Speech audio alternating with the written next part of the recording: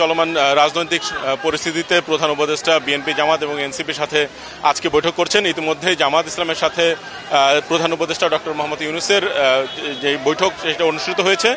জামাতের নেতৃবৃন্দ মাত্র বৈঠক করে বের হয়েছেন এবং ব্রিফিং করবেন। এছাড়া 6টা বাজার কিছু আগ মুহূর্তে এনসিপির 4 সদস্যের প্রতিনিধি দল প্রধান উপদেষ্টার সাথে বৈঠকের জন্য যমুনাতে প্রবেশ করেছেন। জামাতের সাথে নেতৃত্ব দিয়েছেন মূলত সৈয়দ আবদুল্লাহ মোহাম্মদ তাহের, রফিকুল ইসলাম খান, হামিদুর রহমান আজাদ এবং এনসিপির 4 সদস্যের প্রতিনিধি দল। সেখানে রয়েছেন হাসান আবদুল্লাহ, তাসলিম জারা, আরিফুল ইসলাম আদিব এবং আব্দুল হান্নান মাসুদ।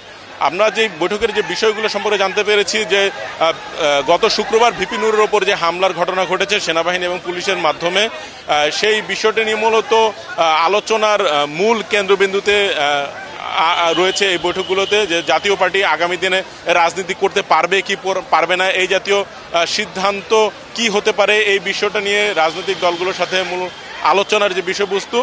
এছাড়া আরেকটি বিষয় জানিয়ে রাখছি, সেনাবাহিনী প্রধান এবং প্রধান বিচারপতি সাথে বৈঠক করেছেন। এছাড়া সেনাবাহিনীর ঊর্ধ্বতন একজন কর্মকর্তা প্রধান উপদেষ্টার সাথে বৈঠক করেছেন।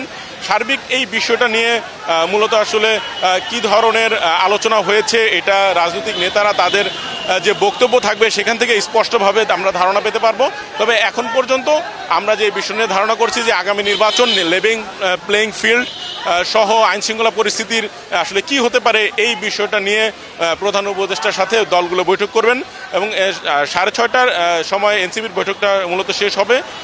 এছাড়া 7:30টার সময় বিএনপির প্রতিনিধি দল প্রধান উপদেষ্টার সাথে বৈঠক করবেন। এই ছিল মারিয়া যমুনার সামনে থেকে সর্বশেষ সংবাদ।